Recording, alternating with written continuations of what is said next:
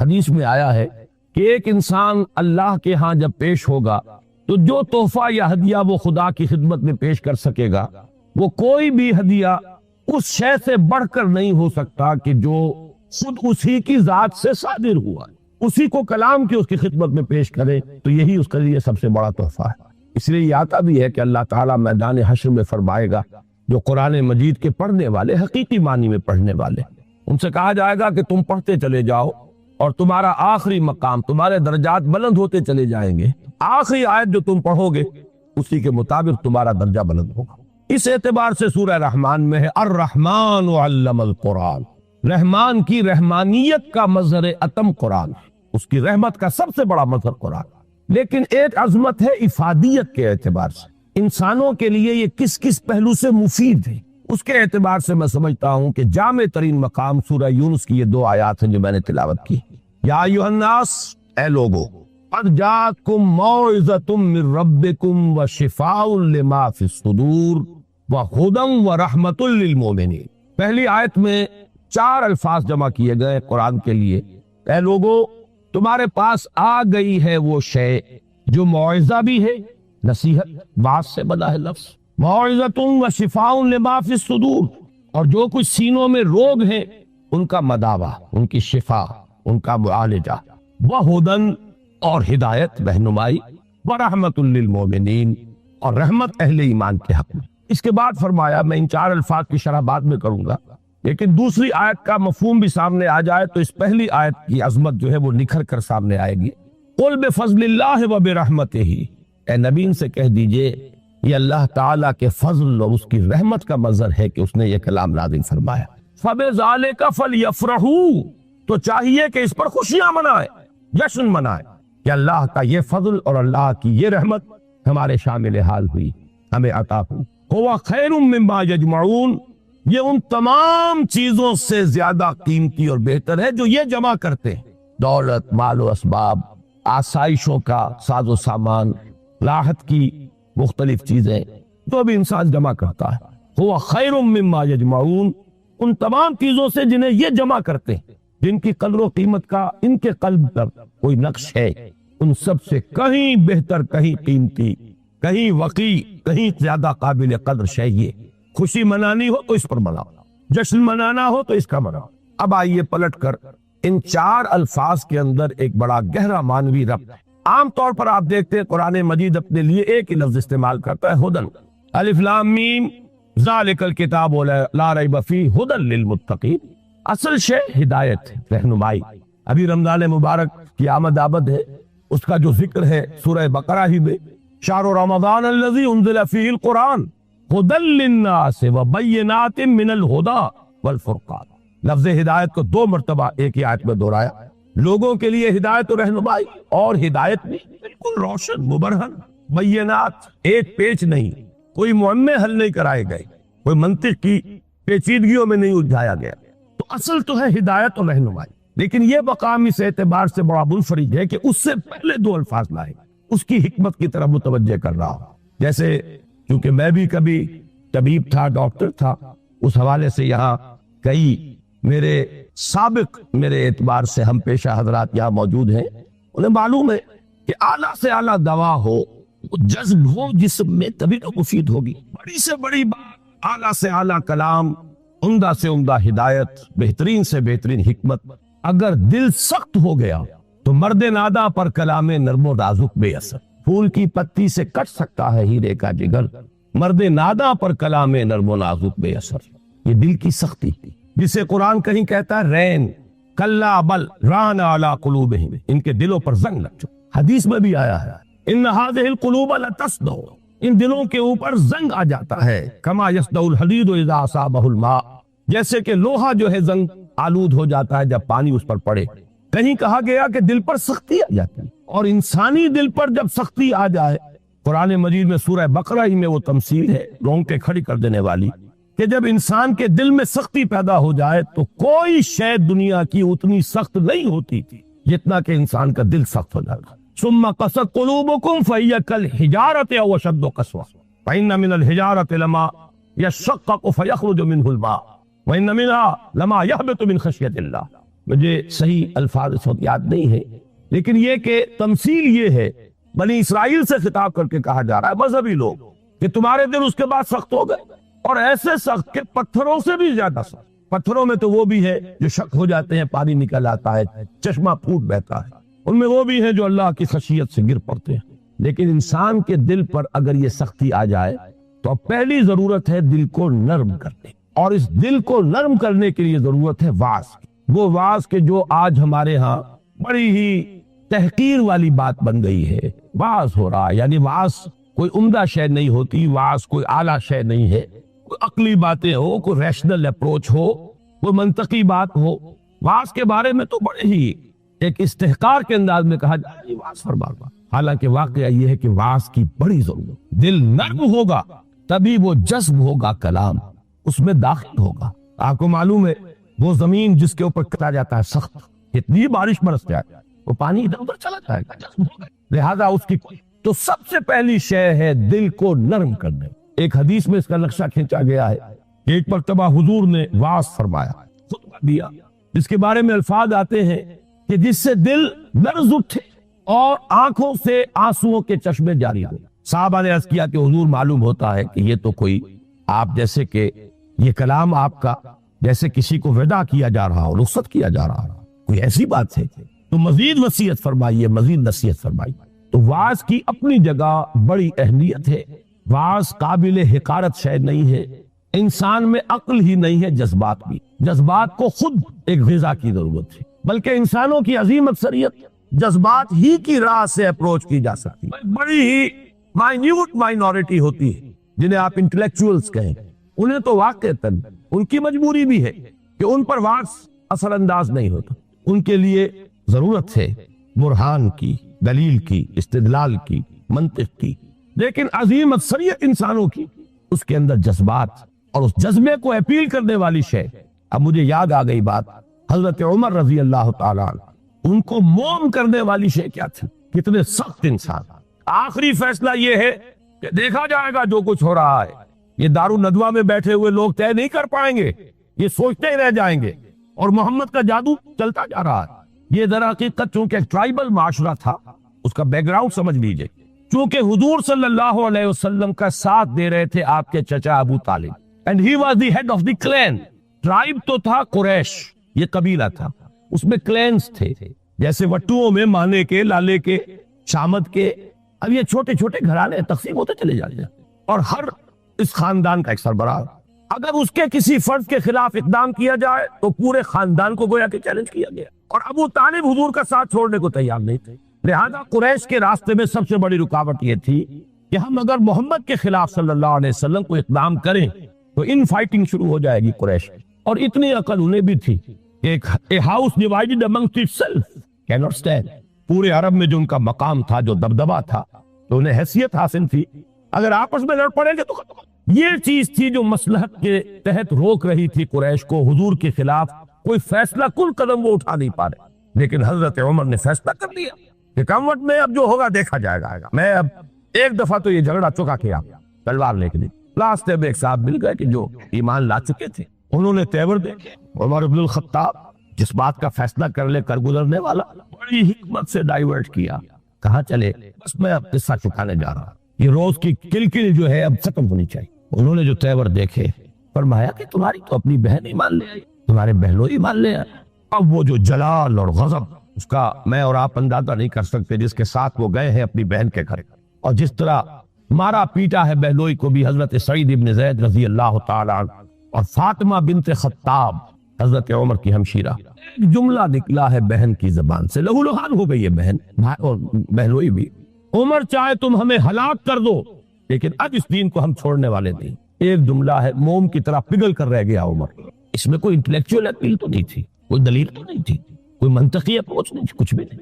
تو معلوم ہوا کہ انسان کے اندر، عمر جیسے شخص کے اندر بھی جذبات ہیں، تو معلوم یہ ہوا کہ انسانوں کی ایک عظیم اکثریت ہے جس کو جب تک کہ یہ اوپر کا کرسٹ نہ اترے گا، لات موتی بکھیرتے رہیے، مرد ناداں پر کلام نرم و نازک بے اثر۔ تو سب سے پہلی یہ ضرورت ہے دل کے اس کرسٹ کو نرم کرنے کی، تاکہ جذب تو ہو، دوا اندر اترے تو صحیح۔ کیوں مجاز در رفت جان دیگر شبد، جب جان کے اندر اتر جائے گی یہ شے تب تو انقلاب آ جائے گا، اترے تو اس کے لیے اس کرست کو توڑنا ضروری ہے۔ لہذا پہلی شان قرآن حکیم کی اس آیت میں آئی موعظۃ۔ یہ دوسری بات ہے کہ ہم نے واعظ کے اعتبار سے بھی وہ ناقدری کی ہے قرآن کی کہ اس کو واعظ کے میدان سے بھی نکال دیا گیا تھا، اور آج کی بات نہیں، آج تو خیر واعظ ہی کو گالی بنا دیا گیا، لیکن بہت عرصے پہلے واعظ بھی ہوتے تھے تو مثنوی مولانا روم سے ہوتی تھی۔ علامہ اقبال نے جو برسیہ کہا ہے، واعظ دستاں زنو افسانہ بند، معنی او پست و حرف او بلند، از ضعیف و شاد و مرسل کارے ہو، از خطیب و دیلمی گفتارے ہو۔ واعظ ہوتے تھے بڑی ہی کمزور حدیثوں کے بل پر، بڑی ہی بے سرو پا روایات اور حکایات کے بل پر یا اشر کے بل پر قرآن، حالانکہ سب سے بڑا موعظہ واعظ نصیحت۔ تو پہلا لفظ یہ ہے، اب آگے چلیے، شفاء لما فی الصدور، اندر جذب ہوگا تو اب اندر کی جو بیماریاں ہیں، جو روگ ہیں، ان کا ازالہ ہوگا۔ یہ کون سے بیماریاں ہیں؟ کہنے کو تو ایک کے اندر ہاتھی کے پاؤں میں سب کے پاؤں، حب دنیا، یہ سب سے بڑا روگ ہے۔ اس کا سب سے بڑا مظہر حب مال، الہاکم التکاثر حتی زرتم المقابر۔ ایک اور مظہر حب جاہ، اقتدار کی حوث، میرا ڈنکا بج رہا ہو، شہرت کی طلب۔ یہ ہے وہ تمام روگ، ان روگوں کا علاج قرآن ہے، شفاء لما فی الصدور۔ اچھی طرح سمجھ لیجئے، یہ روگ نہ نکلیں گے تو قرآن کو بھی انسان کاروبار بنائے گا۔ علم را برتن زنی مارے بود، وہی علم ہے کہ جو انسان کو سانپ کی طرح ڈسے گا، یارے بود نہیں ہوگا وہ جب تک کہ اندر سے یہ روگ نہ نکلے ہوئے۔ اس کو بھی حصول دولت کا ذریعہ بنائے گا، اس کو بھی شہرت کے حصول کا ذریعہ بنائے گا، اسے بھی اقتدار سچ نہیں، قرب اقتدار کا ذریعہ بنائے گا۔ قریب تو پہنچے، بنا ہے شاہ کا مصاحب پھرے ہے اتراتا، کہیں تو موقع ملے۔ علم اور اعلیٰ ترین علم، فتویٰ فروشی بھی ہوگی، دین فروشی ہو، تو جب تک کہ یہ اندر کے روگ نہ نکلے۔ لہذا دوسرا مرحلہ، اس اصل کام سے پہلے ہدن، ہدایت تو تب ہوگی جبکہ پہلے یہ جذب ہو کر اندر کے گند نکالے، ان کا ازالہ۔ حب دنیا کی جڑ کاٹے، حب مال کی جڑ کاٹے، حب جاہ کی جڑ کاٹے، شہرت کی طلب کی جڑ کاٹے۔ اگر یہ جڑیں رہ گئیں تو یہ علم، جیسا کہ میں نے عرض کیا، مفید نہیں، الٹا مضر ہوگا، یہ اسی دنیا کے کمانے کا ذریعہ بنے۔ اس کے بعد اگر یہ ازالہ ہو گیا، یہ تنقیہ ہو گیا، اب ہے ہدی و رحمت للمؤمنین، اب یہ ہدایت ہے، اور ہدایت یہ ہے ایک ٹوٹل ہیومن پرسنالٹی کے لیے ہدایت، اس کے فکر کے لیے بھی ہدایت ہے، اس کے لیے ایک نظام زندگی کے اعتبار سے بھی ہدایت ہے، اس کے لیے انفرادی لائے عمل کے اعتبار سے بھی ہدایت ہے، مکمل انسان کی ہدایت ہر سطح پر، ہر لیول۔ اب یہ ہدایت مفید ہوگی، یہی وجہ میں نے عرض کیا تھا کہ باقی سب جگہ آپ کو ہدایت کا لفظ ملتا ہے، لیکن یہاں یا ایھا الناس قد جاءتکم موعظۃ من ربکم وشفاء لما فی الصدور وہدی ورحمۃ للمؤمنین۔ اب یہ ہدایت مفید ہوگی اور یہ ہدایت اب رحمت کا ذریعہ بنے گی، دنیا میں ہدایت، آخرت میں رحمت۔ یہ چار الفاظ ہیں جو یہاں جمع کیے گئے، اور اس کے بعد فرمایا قل بفضل اللہ وبرحمتہ، اے نبی ان سے کہہ دیجئے یہ اللہ کے فضل، اس کے کرم، اس کی جود و سخا، اس کی رحمت، صرف رحمت نہیں، اس کی رحمانیت کا مظہر اتم۔ فبذالک فلیفرحوا، فرح کا لفظ عام طور پر اچھے سینس میں نہیں آیا ہے۔ فرح ایسی کیفیت کو کہتے ہیں جبکہ انسان کسی شے پر خوشی سے پھولا نہ سما رہا۔ یہ فے سے شروع ہونے والے اکثر الفاظ جو ہیں وہ پھٹنے اور پھاڑنے کے مفہوم میں آتے ہیں۔ فرق، فلق، یہ تمام الفاظ جو ہیں، فرح، آدمی خوشی سے پڑ رہا، جامے سے باہر ہو رہا، پھولے نہیں سما رہا، اس لیے یہ اچھے سینس میں نہیں آتا۔ لیکن یہاں فرمایا اگر خوشیاں منانی ہی ہے، اترانا ہی ہے، بنا ہے شاہ کا مصاحب پھرے ہے اتراتا، اترانا ہے تو اس پر اتراؤ، جشن منانا ہو تو اس کا مناؤ، خوشیاں منانی ہو تو اس پر مناؤ۔ قل بفضل اللہ وبرحمتہ فبذالک فلیفرحوا هو خیر مما یجمعون۔ ایک بات رہ گئی ہے بیچ میں، اشارہ کر دوں، میں نے جیسا کہ عرض کیا تھا موعظہ کے اعتبار سے بھی ہم نے قرآن کو، کیا کہوں، لفظ تو بہت سخت آ رہا تھا لیکن قرآن مجید کے خیال سے رک گیا، کم سے کم یہ کہ متروک تو کر ہی دیا۔ اس سے آگے تزکیہ نفس، اس میں تو سرے سے اس کا کوئی دخل ہی نہیں، اس کے لیے تو کچھ اور اذکار ہوں گے، کچھ اور مراقبے ہوں گے، کچھ اور میڈیٹیشنز ہوں گی، کچھ اور ریاضتیں ہوں گی، کچھ اور تپسیائیں ہوں گی، کچھ اور آسن لیے جائیں گے ادھر سے ادھر سے، کہیں جوگیوں سے اور کہیں نو افلاطونی نیو پلیٹونزم، افلاطونی نظریات، نو افلاطونی نظریات، یہ ہے کہ جو ہمارے ہاں تزکیہ نفس کے لیے بورو کی گئی تھی، حالانکہ شفاء لما فی الصدور قرآن کہہ رہا، خود قرآن اندر کے سارے گند دھونے والا، اندر کے سارے روگ ان کا ازالہ کرنے والا قرآن۔ وَنُنَزِّلُ مِنَ الْقُرْآنِ مَا هُوَ شِفَاءٌ وَرَحْمَةٌ لِّلْمُؤْمِنِينَ وَلَا يَزِيدُ الظَّالِمِينَ إِلَّا خَسَارًا۔ ہم اتار رہے ہیں اس قرآن میں سے وہ شے جو شفا ہے اور رحمت ہے اہل ایمان کے حق میں، لیکن ظالموں کے لیے خسارے ہی کا اضافہ کر۔ وہ ظالم کون ہے؟ جن کے اندر وہ روگ ہے باقی۔ تو اس کے لیے بھی علامہ اقبال نے کہا صوفیوں کا حال، صوفیے پشمینہ پوشو حال مست، از شراب نغمہ قوال مست، آتشت شیر عراقی در دلش، در نمی سازت با قرآن محفلش۔ پشمینہ پوش بھی ہے، حال مست بھی ہے، قوال سے وجد آ رہا ہے، قوالی سے حال، از شراب نغمہ قوال مست، آتشت شیر عراقی در دلش۔ عراقی کا شعر ہو، حافظ کا شعر ہو، اندر محسوس ہوتی ہے۔ در نمی سازت با قرآن محفلش، اس کی محفل میں قرآن بار نہیں پا سکتا، قرآن سے سروکار نہیں۔ دونوں اعتبارات سے ہم نے قرآن کو ساقط کیا، خارج البلد کیا، اس سے زیادہ سخت لفظ زبان پہ لا نہیں سکتا۔ بہرحال یہ ایک ہدیہ تھا جو میں نے آج آپ کے لیے طے کیا کہ پیش کروں۔ اب اس کے حوالے سے آگے مولانا رومی کا ایک شعر عرض کر دوں کہ ای قدر گفتیم باقی فکر کرو۔ ہر دفعہ وہ ساری کتھا جو ہے دہرانے کی ضرورت نہیں ہے، اتنا کچھ عرض کر دیا گیا، اب آگے غور کیجئے، سوچئے، فکر کرو ہم کیا کر رہے ہیں، اس قرآن کا مقام ہم نے کیا سمجھا ہے، اس قرآن سے ہمارا تعلق کس نوعیت کا ہے۔ بآیاتش ترا کار جزئی نیست کہ از یاسین او آساب میری، اس قرآن کی آیات سے تمہارا یہی سروکار لے گیا ہے کہ عالم نظام میں سورہ یاسین سنا دو، جان آسانی سے نکل جائے، مشکل جو ہے مرحلہ آسان ملے۔ یہ صرف ایصال ثواب یا حصول ثواب کا ایک آلہ بن گیا۔ کیا کر رہے ہیں اس قرآن کے ساتھ، اس کی قدر و قیمت کا کیا اندازہ ہم نے کیا۔ بہرحال جو بھی ربع صدی لگائی ہے آپ کے شہر لاہور میں، سن 65 میں منتقل ہوا تھا، یہاں 90 آ گیا، اب تو ربع صدی میں تو کوئی کمی نہیں رہی۔ اور پہلی جو 2 تقریریں کی تھی مسلمانوں پر قرآن مجید کے حقوق، سوچو صدر ایوب کا دور تھا، جشن منایا گیا تھا، 1400 سالہ جشن نزول قرآن، اور وہ بھی اصل میں ایک بڑی یوں سمجھیے کہ ہوشیاری کا کام تھا۔ بہت قسم کے جشن منتے تھے، جشن مہران، جشن فلاں، رقص و موسیقی، تو انہوں نے سوچا کہ مولویوں کو بھی رشوت کے طور پر ایک جشن دے دو، الاٹ۔ 1400 سال ہو گئے، لہذا قرآن کو سونے کے تار سے لکھو، ایک تو یہ کام، اور دوسرے یہ کہ قرات کی محفل منعقد کرو، یہ جشن تھا۔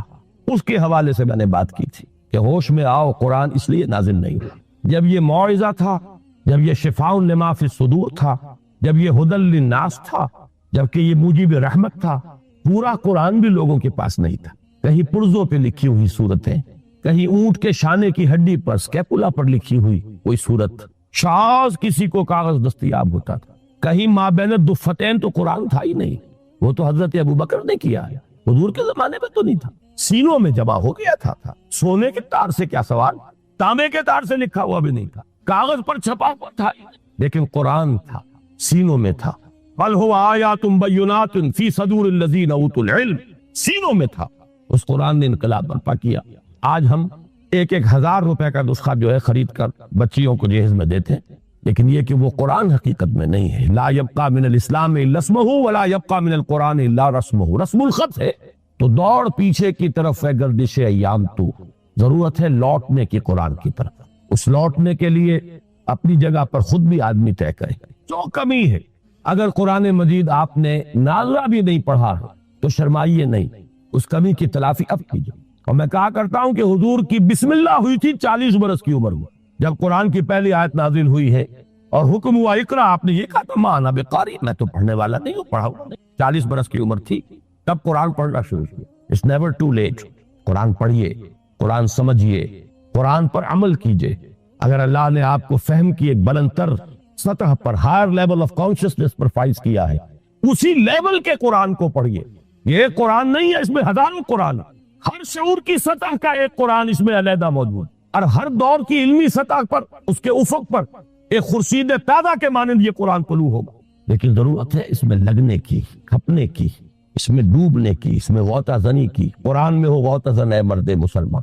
اس سے ذرا آگے بڑھیے، اللہ نے دولت دی ہے، لگائیے اس کام میں، اور اللہ نے اولاد دی ہے جو سب سے بڑا ایسٹ ہے انسان، جو اصل صدقہ جاریہ ہے، تو لگائیے اس کام میں۔ ابھی میرے ایک بڑے عزیز دوست، بڑی قدر ہے میری نگاہ میں ان کی، ایئر فورس میں بڑے اونچے مقام پر ہے، وہ فرما رہے تھے کہ میں نے اپنے بعض عزیزوں سے یہ کہا کہ قرآن کالج میں بچوں کو داخل کرا، لیکن معلوم ہوا کہ آپ کے ہاں تو وہ اردو میڈیم ہے، اب اونچی سوسائٹی وہ تو اردو میڈیم میں اپنے بچے کو نہیں بھیجے گی، آپ کوشش کریں۔ میں نے کہا کہ ٹھیک ہے، سوچیں گے اس پہ۔ بات سمجھ لیجئے کہ قرآن کالج آپ کے معاشرے کی ان ضرورتوں کو پورا کرنے کے لیے نہیں ہے، قرآن کالج ان دیوانوں کے لیے ہے جو طے کر لیں کہ ہمارا مطلوب و مقصود دنیا نہیں آخرت، اور اولاد کو لگانا ہے اس لیے کہ وہ قرآن کی ٹارچ ہاتھ میں لے کر دنیا کے لیے رہنمائی پر دفعہ انجام دے۔ کیریئر اگر چاہیے اولاد کے لیے وہ کمی نہیں ہے، چیز کالج بھی ہے، اور 5-10 ہزار روپے مہینے کسے دے کر بھی آپ اپنے بچوں کو پڑھوا سکتے ہیں، لیکن ہمیں تو ایسے دیوانے چاہیے جو طے کر لیں کہ کرنا یہ ہے، اس کا ہے اصل کام، کبھی اس کی ہے۔ ہم نے کالج، ہمارے پاس کہاں اتنے وسائل ادھر آئے، کئی مرتبہ خیال آیا، میرے اپنے احباب کہتے رہے کوئی اعلیٰ درسگاہ جس میں کہ اونچے لوگ بھی آئے، میں کہتا ہوں صحیح ہے، آپ کی ضرورت، آپ کا خیال درست ہے، ہمیں کیٹر کرنا چاہیے اس لیول کی بھی ضرورت کو، ورنہ وہ جاتے ہیں دلائل ہے، کیتھیڈرل میں جائیں گے، فلاں جگہ جائیں گے، وہاں جائیں گے، تو آپ کیوں نہیں اس طرح کا مدرسہ کھولتے؟ میں نے کہا کوئی کرے، مجھے اعتراض نہیں کہ میری آشیرواد حاصل ہوگی، میرا تعاون ہوگا، لیکن میں اپنے اوپر یہ تہمت نہیں لے سکتا کہ قرآن کے نام پر میں کالج بناؤں اور اس میں بھی صرف وہی بچے داخل ہو جن کے والدین 5-5 ہزار روپے فیس ادا کر، گویا کہ آج کا قرآن بھی صرف عمرا کے لیے۔ یہ بات میرے لیے قابل قبول نہیں، مجھے تو خلوص چاہیے، جذبہ چاہیے، عزم چاہیے، پہلے سے طے کر لیں کہ ہمیں اس راستے پر جانا ہی نہیں، وہ چاہیے۔ وہ جو مولانا روم نے کہا کہ دی شیخ با چراغ، ایک شیخ دن کے وقت ہاتھ میں چلیے ہوئے کسی کو تلاش کر رہا تھا، یہ کیا کہا؟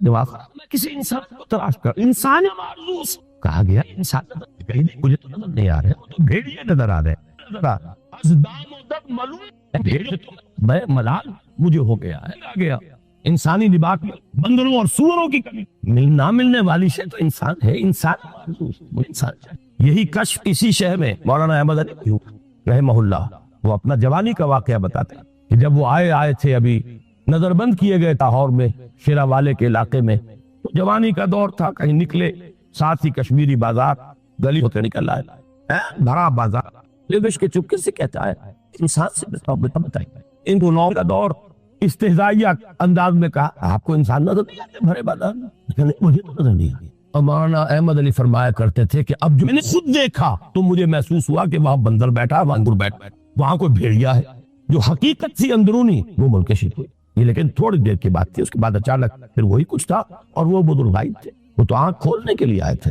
تو ہمارے تو اصل میں طلب ہے ان کی، یہ نہیں کریں گے تو ایک بات مجھ سے سن لیجئے، آپ کے یہ بنگلے اور آپ کے یہ کارخانے بھی نہیں رہیں گے، اس ملک کے لیے کوئی جڑ بنیاد نہیں ہے سوائے دین کے۔ وہ حشر جو ڈھاکہ میں ہوا ہے ہر جگہ ہو تو، اور میں سالوں پہلے سے کہہ رہا ہوں کراچی میں کہ جب یہاں سزا آئے گی تو سب سے بڑھ کر ہے کراچی والوں تم پر گری، اس لیے کہ تم میں وہ لوگ ہیں یو پی کے ان شریف گھرانوں کے لوگ جن کے ہاں پردہ اس نوعیت کا ہوتا تھا جو حفیظ نے کبھی کہا تھا کہ چشم فلک نے آج تک دیکھی نہ تھی ان کی جھلک، جن کے اپنے پورے پورے برقعے، پھر ٹانگے، پھر سواری کے لیے ایک چادر ادھر ایک چادر ادھر، پھر ٹانگے میں پیچھے بیٹھ گئے تو پھر چادر بدی ہوئی ہے، اور جب یہاں آئے ہیں تو جس کے پاس 2 پیسے ہو گئے پہلا کام یہ کیا کہ برقع اتار کے پھینک دی۔ یہ ترقی کی گویا کہ پہلی سیڑھی تھی، آزادی گویا کہ اسی کے لیے حاصل کی گئی تھی۔ کیا حال ہے اس کا؟ جو کچھ وہاں ہوا، جو کچھ ڈھاکے میں ہوا، جو وہاں دھان منڈی میں ہوا، وہ کراچی میں، ناظم آباد میں کیا ہو نہیں رہا؟ کیا یہاں نہیں ہو سکتا؟ اس ملک کے لیے اگر اس کی خیر درکار ہے، آج صبح 2 گھنٹے کی تقریر کر چکا ہوں، کتاب لکھ چکا ہوں استحکام پاکستان، لیکن یہ کہ کون پڑھے گا؟ اس کی کیا یوٹیلیٹی ہے؟ سارا ویو یوٹیلیٹیرین ہے، افادیت کیا ہے؟ کوئی پروفیشنل افادیت ہے؟ کوئی مالی افادیت کا پہلو کچھ بھی نہیں، کوئی تفریح تباہ ہے وہ بھی نہیں، لیکن یہ کہ بہرحال غور کیجئے، سوچئے، جو تعاون جس نے جب جتنا کیا اتنا ہی مشکور ہوں، ممنون ہوں۔ میں نے الحمدللہ اپنے آپ کو لگا دیا، اور آج جن میں بھی کہا تھا نہ صرف اپنے آپ کو لگا دیا، اپنی اولاد کو کھپا دیا، اللہ قبول فرمائے۔ لیکن آپ سے مطالبہ یہ ہے، اس کے لیے اگر زکوٰۃ نہیں نکالیں گے اپنی اولادوں میں سے، شاید کہ ابھی اللہ تعالیٰ اگر اس طرح کوئی پیش قدمی ہو جائے تو شاید کہ اللہ تعالیٰ ہماری توبہ قبول فرما لے، ورنہ حالات जहां बैठेंगे 4 आदमी, माशरे का मर्सिया जितना चाहे मर्सिया पढ़वा ले, सारा मर्सिया पढ़कर वो कुछ है, अगली सुबह तलू होगी, वही रूटीन हो, वही मशाजिल होंगे, सरे मुंह कोई फर्क नहीं। हम उस तबके में से है। मैंने कभी आज याद आ रहा था मुझे 20 साल पहले इसी होटल में, पूरे 20 साल, 1970 का नवंबर था गालिबन, मेडिकल एसोसिएशन के तहत मैंने इस होटल में तकरीर की थी। 4 दायरे बताए थे माशरे के। आज मैं जुमे की तकरीर में फिर उसे दोहरा कर आया, इसलिए मुझे याद आया था कि आज शाम फिर मुझे उसी होटल में पहुंचना है। 4 कंसेंट्रिक सर्कल्स, छोटा सा दायरा जिसमें 2% आदमी है, बड़ा दायरा जिस मजीद 3%, 5% आदमी, और जरा दायरा उसमें कुछ 8% आदमी हमारे माशरे के, और वो आगे बड़ा दायरा जिसमें 85% आदमी। उस 85% का तो हाल ये है कि दीन से कोई ताल्लुक सिरे से नहीं है, जिसको अमली ताल्लुक है, इसलिए कि उसका फुटरूल अल्लाह और उसका रसूल जो देंगे उसी से नापा जाएगा, उसका यार्ड्स होगा। कितनी फीसद आबादी आपकी 5 वक्त नमाज की पाबंद? अल फर्क बैन अल इस्लाम वल कुफ्र अस्सलाह, जायजा ले। दूसरे दायरे में ये शायद एक एतबार से बदतरीन दायरा है। ये उन लोगों पर मुश्तमिल है जिनका तसव्वुर मजहब लिमिटेड भी है, परवर्टेड भी, महदूद मसशुदा। उनका तसव्वुर मजहब सिर्फ नमाज रोजा, अब इजाफा हो गया उम्रे और हज पै बपै, लेकिन हर हम कारोबार, सूद पिरोया हुआ कारोबार, झूठ, धोखा, जुआ, ब्लैक मार्केटिंग, स्मगलिंग, हमारे यहाँ का बिलउमूम कारोबारी तबका जो मजहबी मिजाज का है माशाअल्लाह बहुत कम है। तीसरे दायरे में है वो लोग जिनसे मैं इस वक्त खास तौर पर मुखातब, ज़हनन वुसअत हासिल है, जानते हैं कि हमारा दीन है, मजहब नहीं है, जानते हैं इस्लाम अपना गलबा चाहता है, चाहते हैं कि वो आ जाए लौट कर वही आलम, वही इस्लाम के गलबे का दौर, खिलाफत राशिदा, लेकिन खुद कुछ करने को तैयार, कोई और कर दे।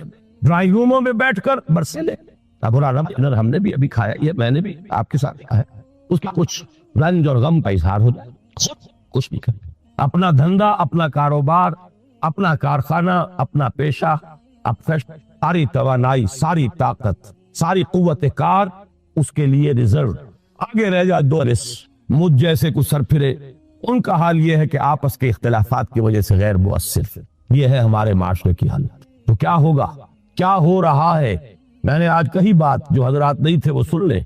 हमारी गिरावट का ये आलम है। एक मैं वोटर ऑफ लंदन के एडिटर का तस्करा किया कि हमारी जब 40वीं सालगिरह थी यौम आजादी की, 41वां यौम इस्तिक़लाल में थे, एडिटोरियल डिपार्टमेंट ऑफ लंदन के एडिटर ने, जो अब है, कहा कि मुझसे पहले जो साहब 40 बरस पहले इस कुर्सी पर बैठे थे, 14 अगस्त 1947 को उन्होंने ये दारिया लिखा था कि आज जो 2 मुल्क दुनिया के नक्शे पर आए, उनमें से एक का मुस्तकबिल बहुत का इंतहाई तारीख रोशन है, पाकिस्तान का। लेकिन यहाँ कोई इम्तियाजात नहीं है, कोई आकाई तासुबात नहीं है, मजहब की एक यूनिफाइंग फोर्स मौजूद है, बना ले ज्यादा मुस्तकबिल बड़ा रोशन है पाकिस्तान। जबकि इंडिया 100 तरह के इख्तिलाफात, मुनाकशात, सुबात, कोई शय भी उन्हें जोड़ने वाली है।